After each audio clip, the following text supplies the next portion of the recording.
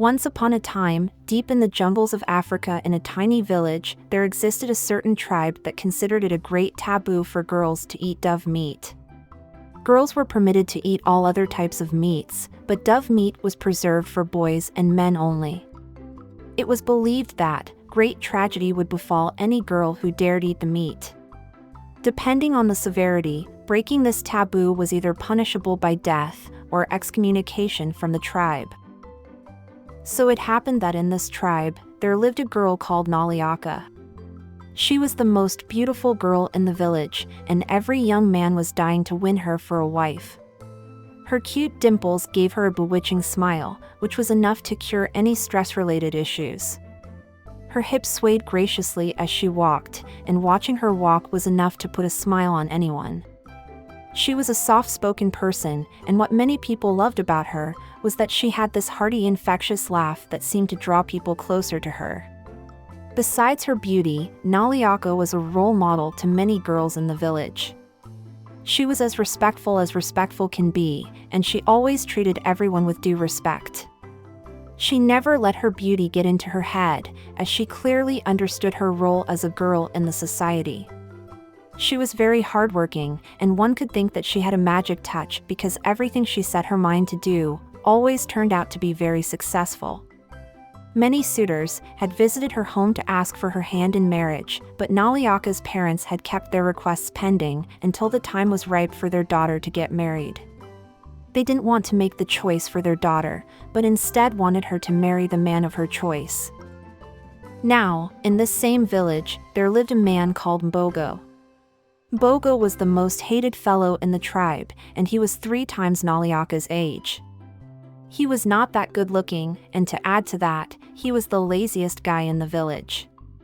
All day, he would spend his time loitering in the village begging for food.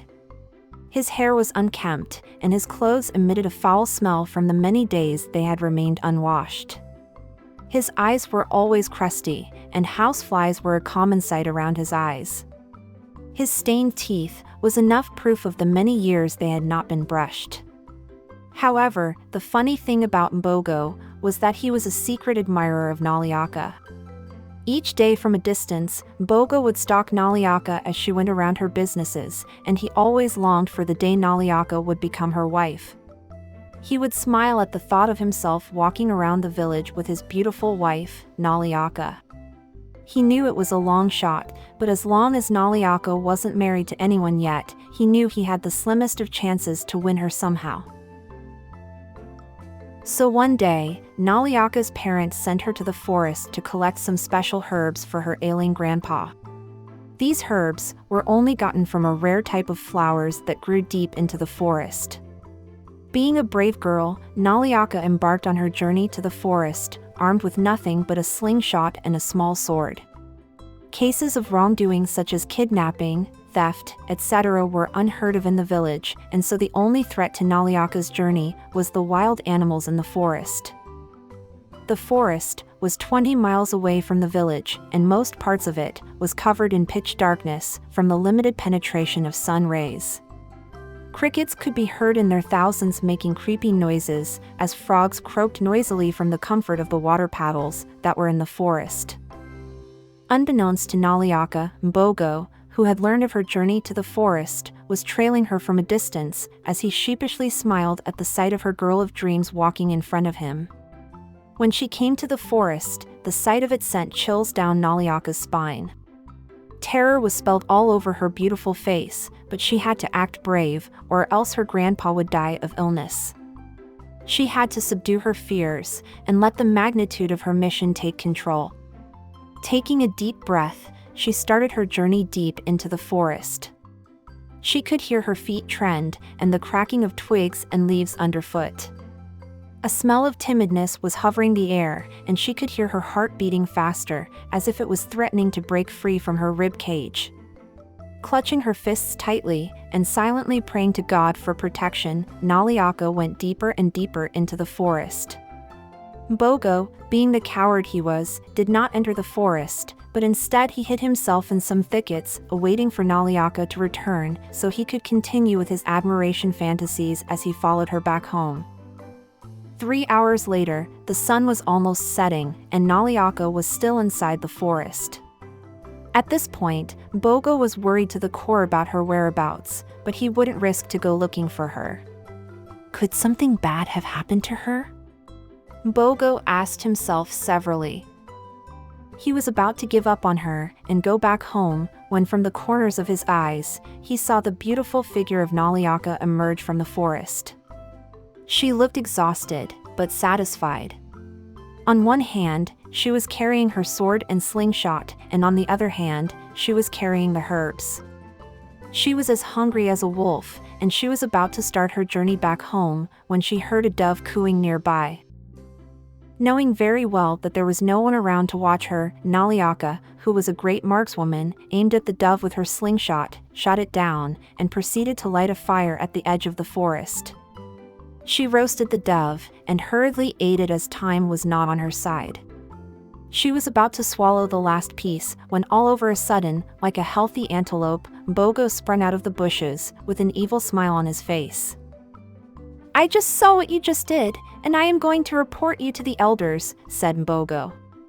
𝗠𝖚𝖒𝒂, knowing the kind of mess she was in, fell on her knees and started begging 𝗂𝒂. "Please, 𝗂𝒂, don't report me to the elders that you saw me eating dove meat, which is a taboo. Please don't let them kill me."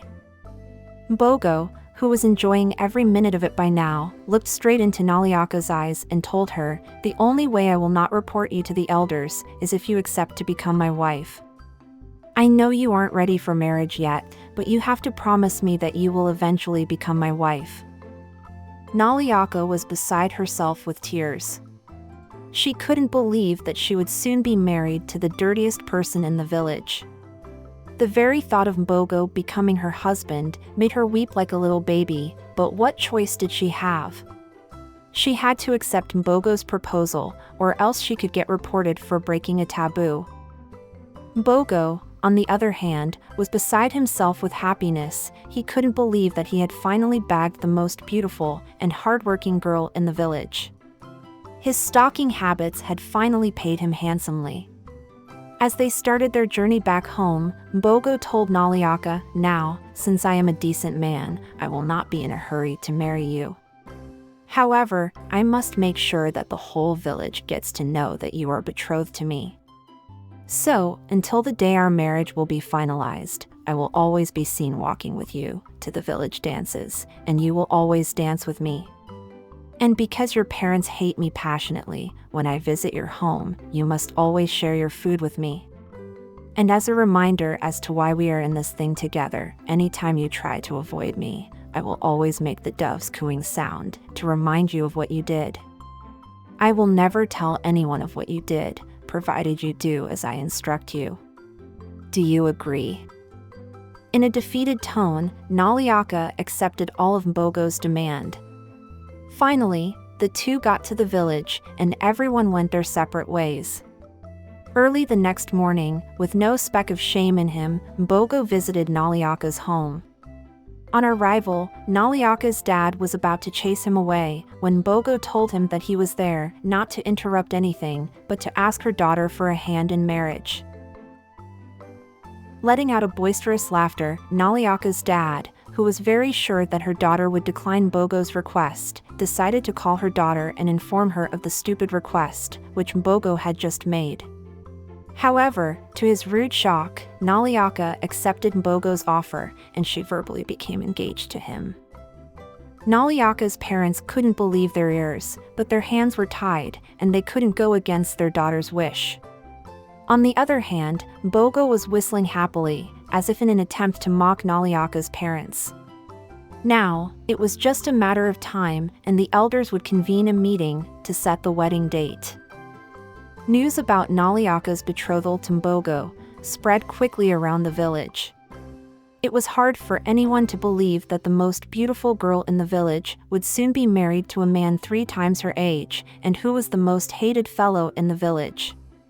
The elders could not even believe how this had happened, and they even wondered what had become of 𝗠𝖚𝖒𝒂.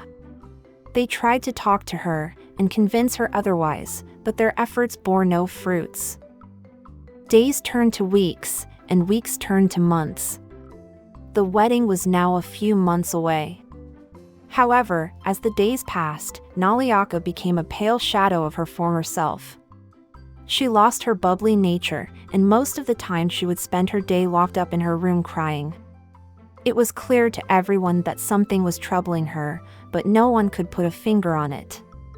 She became so thin, and she looked older than her age. In her troubled mind, she was torn between marrying a man she didn't love and keeping a secret that was haunting her mercilessly. Every day, 𝗂𝒂𝒃𝒐 never missed a chance to get on her nerves. He would show up randomly at her parents' home and demand to see his future wife. If 𝗠𝖚�ㅬ failed to show up, he would make the dove cooing sound, and that sent her running towards him.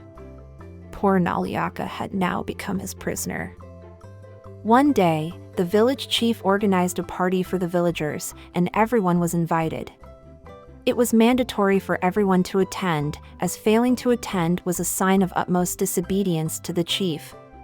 Lots of animals were slaughtered, drinks were in plenty, and everyone else, except 𝗠𝖚�ㅬ, was enjoying the party. She wasn't in her happy moods, and she had lost the desire to live. When everyone had eaten to their fill, the chief asked if there was anyone who had anything to entertain the crowd. Shamelessly, and with pride, 𝗂𝒂𝒃 raised his hand. He then stood and walked majestically to the podium as the crowd jeered at him. He didn't give any thought to their jeers. After all, was he not a week away from marrying the most beautiful girl in the village? He interpreted their jeers to mean that they were just jealousy of him. When everyone had quietened, in a hoarse, proud voice, 𝗂𝒂𝒃 said, "Dear chief, in front of all these villagers gathered here, I would like to call my future wife 𝗠𝖚�ㅬ𝒂𝒃 to come here and dance with me, so we can entertain you." 𝗠𝖚𝖬𝒂𝒃 could not believe her ears. She refused to do as 𝗂𝒂𝒃 had instructed, and the crowd started to cheer her on.